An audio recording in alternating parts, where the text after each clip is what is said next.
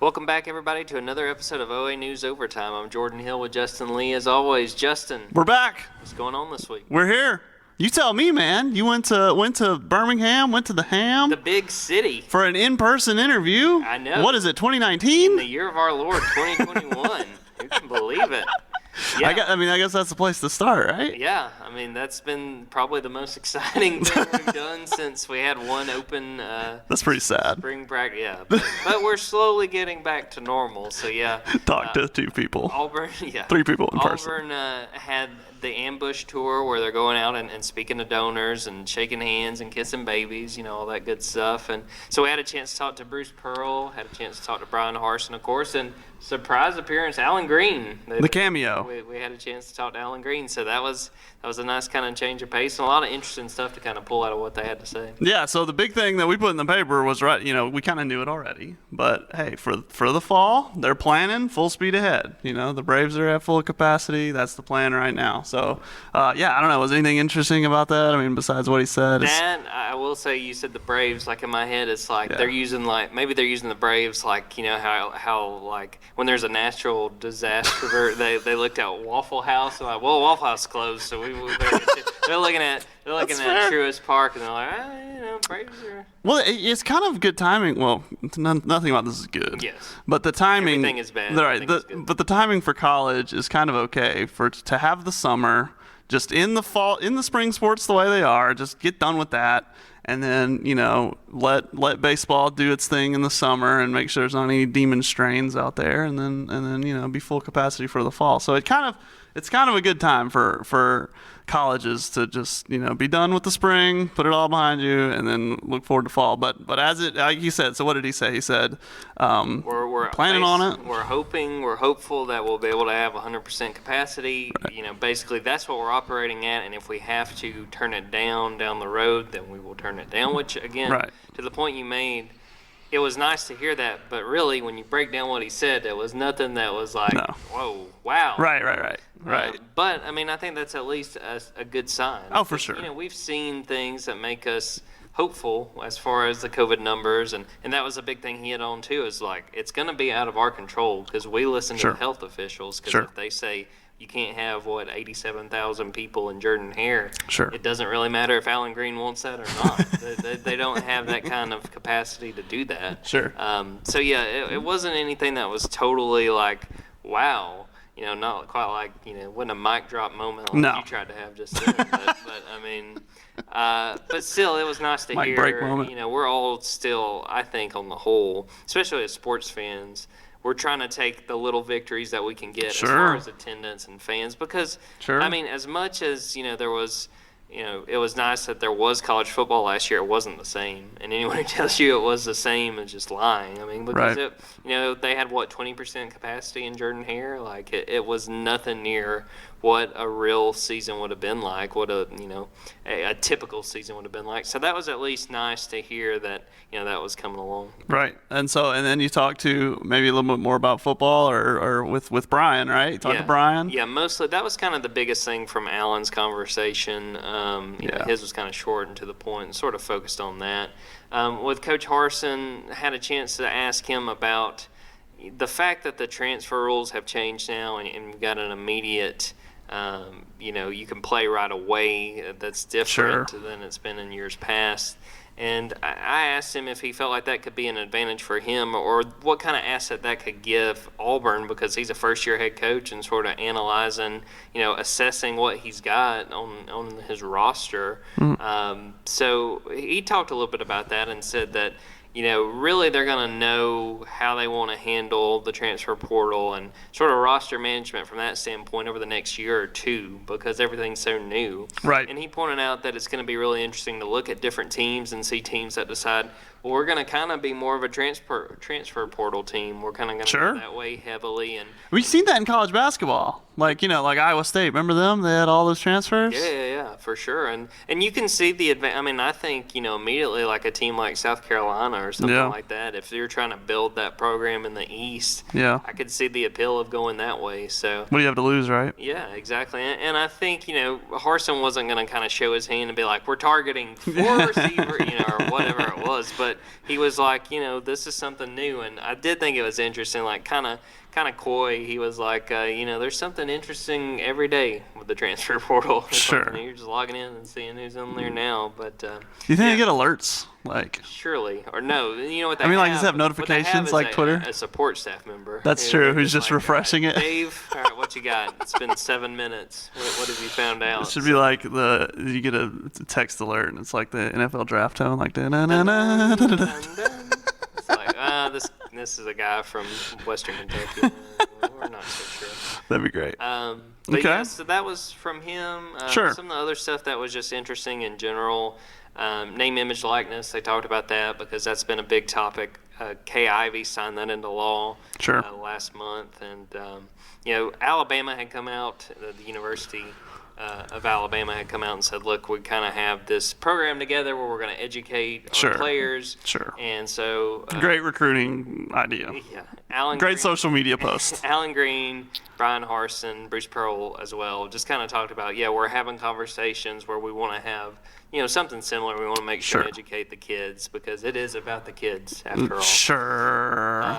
So of course. So you had that. Other than that, Harsin's kind of time with us was pretty short. Sure. He answered like 4 questions. Sure. We had like 7.5 minutes, so it was pretty straightforward. But I think the biggest thing was kind of the transfer portal and sort of what that's going to look like. And then the guy that I think kind of thought he could sneak by there was Bruce Pearl. He was like, BP's trying to get out of there? BP was talking to us before we got started, and he was like, I'm not the guy you guys want to talk to. And we're like, actually, yeah. Yeah, you are. Your entire roster has changed since the last time we talked. That's true.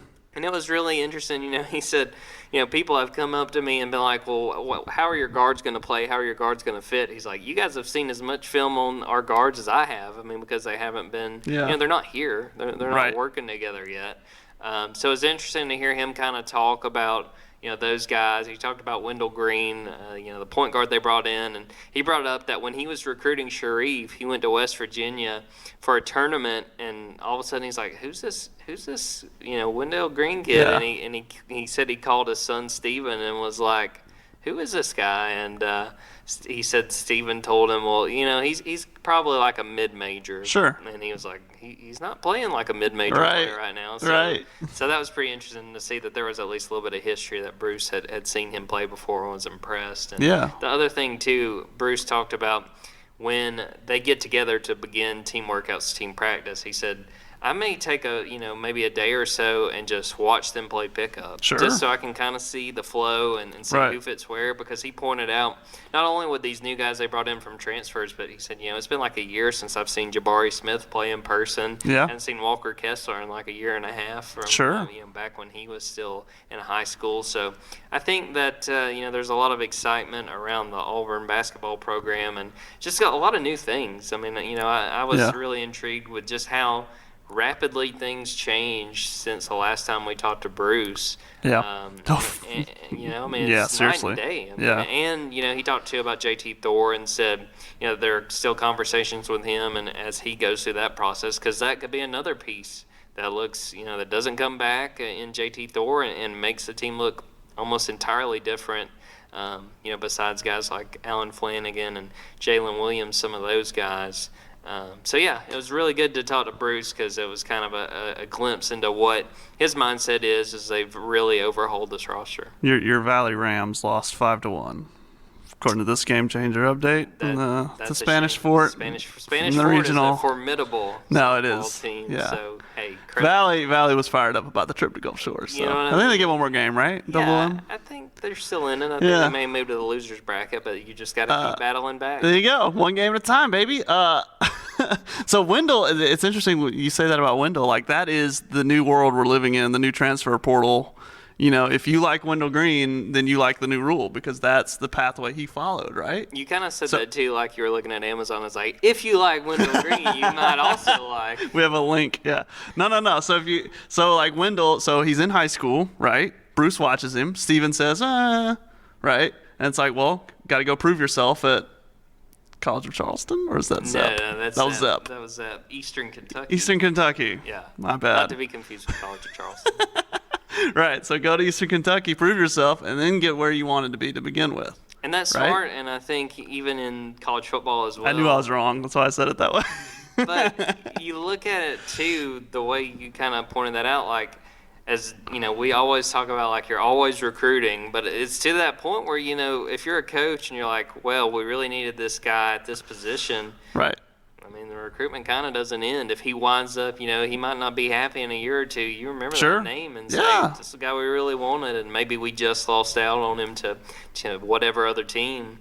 I mean, the hunt kind of continues the way it's set up now. Keep him on file. Yeah, keep me in mind. keep him on file. Don't delete our number. So, yeah, I mean, that's very interesting. And obviously Walker's the same way. But yeah, like there's a guy who this new transfer, these new rules benefits completely, right? It's like, he goes and proves himself and ups his stock a little bit and then makes one more move. So, yeah, I mean, that's really interesting to me. I want to throw in one more thing from the Birmingham trip, just because that was the first time since I've been on the beat that we've gotten to talk to Allen Greene in person. Yeah, okay. Very charismatic dude, which I wasn't expecting anything different. But, we're talking, and, at one point there's a guy that's running by, and I think Nathan King was asking Allen a question. He's like, hold on a second. And this guy is standing there. Clearly he's been, running a few miles, and he's like, hey, man, what you at? And nice. And the guy kind of looks over and he's like, oh, I'm on my 8th mile. He's like, well, how much more you got? He's like, 2 more miles. He's like, all right, man. Let's go, baby. One more rep. And then, so the guy takes off, and Allen's like, man, I want to be him when I grow up.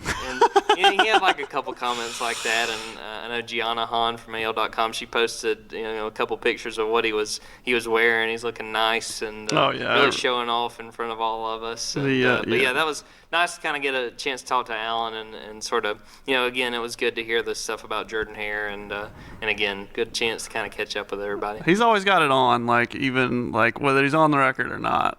He's got to change a battery in his arm or something at some point. Does he just go home and crash? And that's what at one point he was talking about, Coach Harsin, what was appealing to him about hiring Bryan Harsin. It was he makes you bring it every day, and we're all kind of looking at each other like, when is Allen Greene not bringing it? Yeah, right. I mean, what day was that? Because we haven't seen it. So it was nice to kind of catch up with all of them, and there will be a few more trips. Couldn't convince anybody to go with me to Nashville for the Wednesday edition of the Ambush. Oh. They're going to Nashville and then Pensacola. Then in a couple weeks they'll be back in Auburn.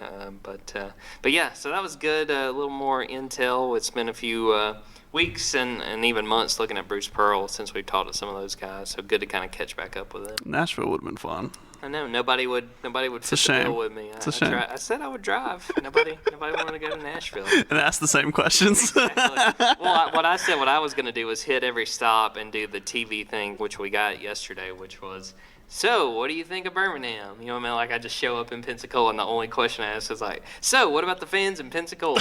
What about Nashville? And then come back hey, it's nice to be back in Auburn, isn't it? What do you think about the folks on Wire Road? Yeah, what about Lee County? Got a lot of supporters out this way, turns out. What do you think about Broadway? I got a lot of thoughts about Broadway. Well, let's keep those to ourselves. It might be best for everybody. One more thing I want to throw in. We've talked about the transfer portal, and we really hit on it last week. Since we recorded, there was another Auburn player that wound up going in the portal. Kind of the guy that surprised me the most, just because of the timing aspect of it. Among the four, yeah. Yeah, Kamal Haddon, who was a junior college guy that had signed with the December signing class. He decides to enter the transfer portal.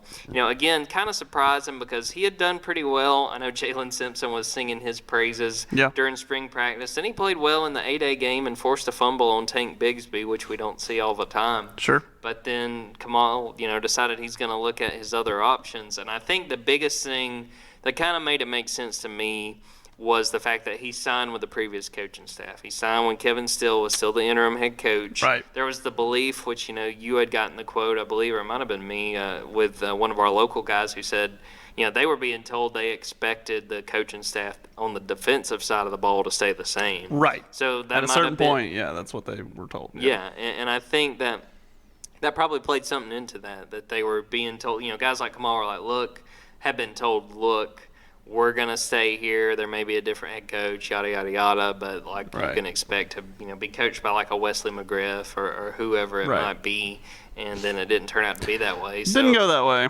So I think, to me, like, again, it was sort of a surprise, but when you look at it with that and you look at it from the fact that Kamal's just starting his FBS playing career after starting off at the JUCO level, you could understand why he would be like, look, I want to try to find a new home and try to start things, on a good note and sort of weigh my options, because there has been a lot that's changed since he signed to coming up to the spring. And again, cornerback's pretty loaded, and you got Drayshawn Miller coming in from West Virginia, so it's not like he was guaranteed to even be a second string guy. Right. And here's his statement. We've pulled up his statement. I would like to start off by saying that I thank God for the opportunity to further my education, continue to play the game I love. It's very amicable is what I'm getting at.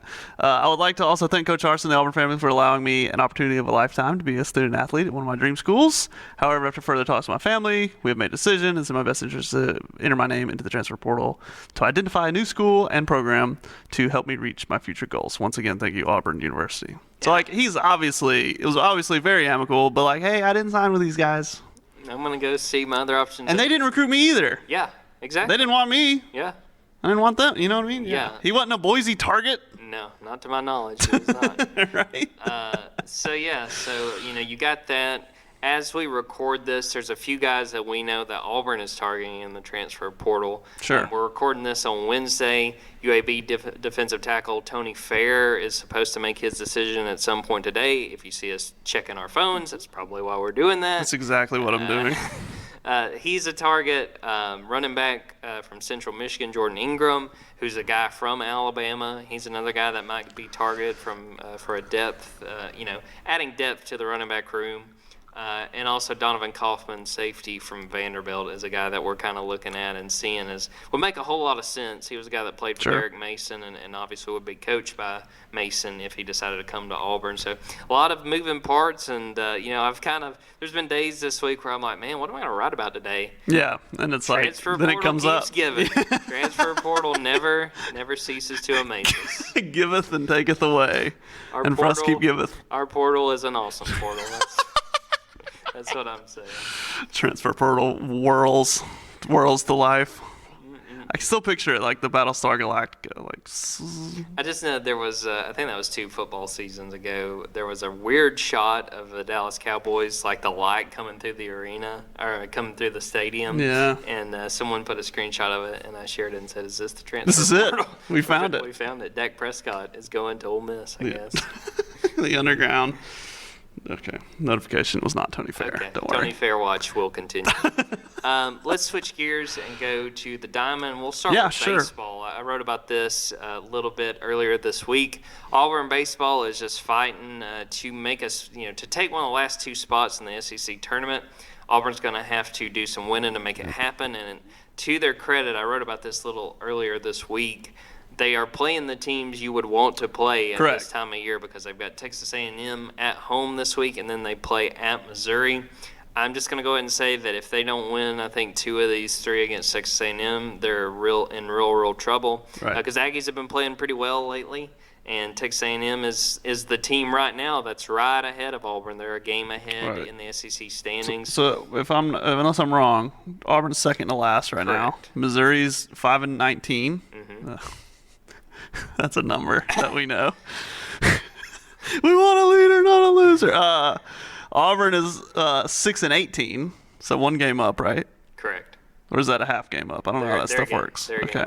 And then Texas A&M is 7-17. So they're a game up on Auburn. So they're a game up, right? And theoretically, Auburn. You need 2 of them behind you. You need 2 in the rear view. Theoretically, Auburn could get some help from Alabama if they are able to really mess with LSU this coming week. But LSU, again, won 2 of 3 against Auburn. So, if it came to a tiebreaker, Auburn does not want to be tied with LSU because they'd lose that tiebreaker. So I think this A&M series is huge, and if you can get a few wins there, you'd really be doing yourself a big favor in trying to salvage the end of this year. I mean, I know that just going to Hoover isn't all you want. No, but it's what's ahead of you. That's all you got at this point to play for. Right. And You got to win at least, I think, 2 or 3 against A&M to feel pretty good going into that last weekend to have a chance of getting one of those last 2 spots in the tournament. Right. Have you seen the video where it's what if the airport heckler could do it again? It's so funny. If you're watching this, YouTube that. I'm just very impressed that 5-19 you pulled the Gene Chizik. Because at first I was going with it, and then I was like, oh yeah, I know what you're talking about. Somebody re-recorded the video after Gene won the national championship, and it's like 5-19 does not accurately reflect. Well, the funniest thing to me is coaching ability. Do you remember who the other guy was that people wanted? Turner Gill, brother. And how did that work out? Yeah, well, not too good. Search always wanted Turner Gill. He did really well at Buffalo, but Kansas didn't work out. And hey, he wound up making it to Jordan-Hare, but he was coaching Liberty. That happened. Yeah. So we got baseball covered. Softball. I support this hire, and I'm glad to be a part of it. He's like, got this exasperated voice. It's hilarious. You have to look at it. YouTube. It's so funny.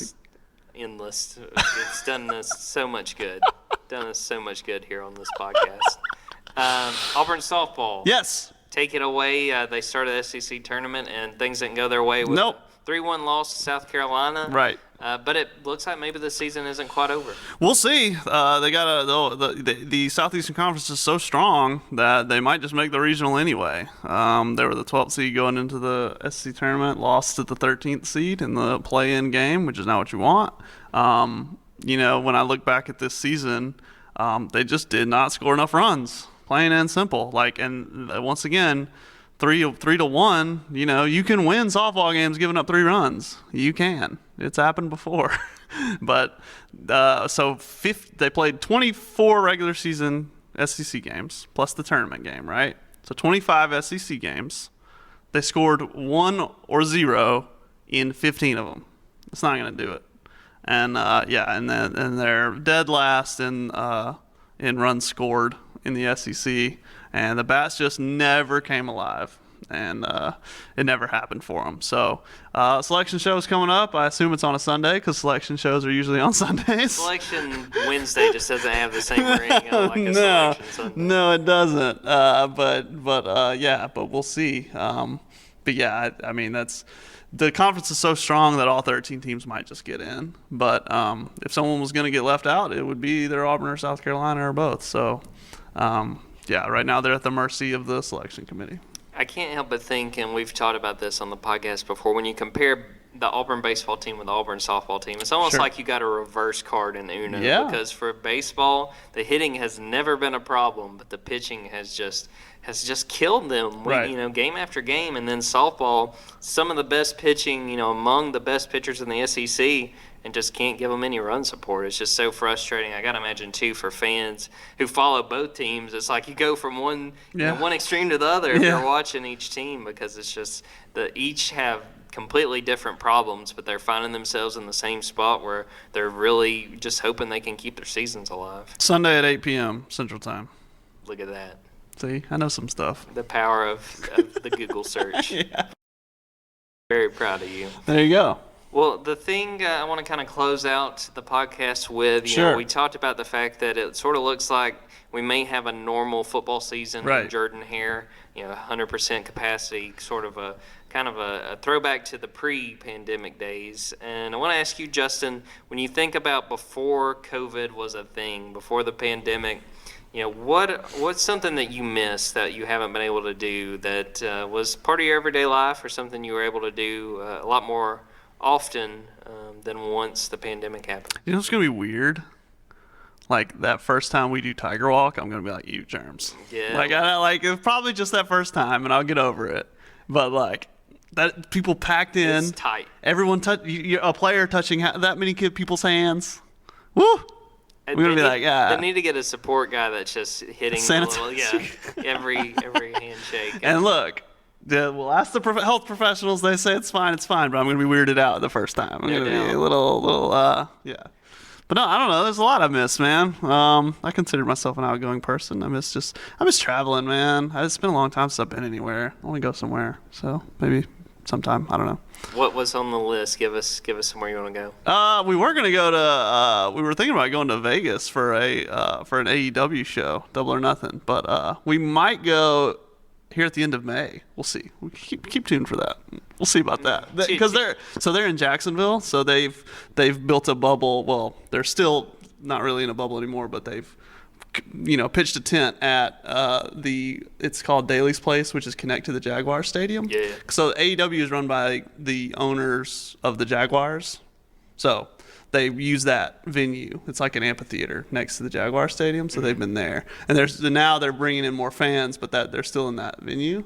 So me and Justin might roll down there at the end of May and catch some wrestling. We need like a bonus episode of just you. Oh man, we'll do it. I don't know if we could air it. I want to see Sting. I haven't seen Sting in person, and he's with AEW now. I'd like to see Sting. He was my guy. I never was really big into wrestling, but as a kid, I always liked Sting. Can't beat the Stinger, man. No doubt. So anyway, for me, it's concerts. I just love music. Anyone who knows me knows I love music. I just love going to concerts, especially in the summertime, just chilling out. Yeah.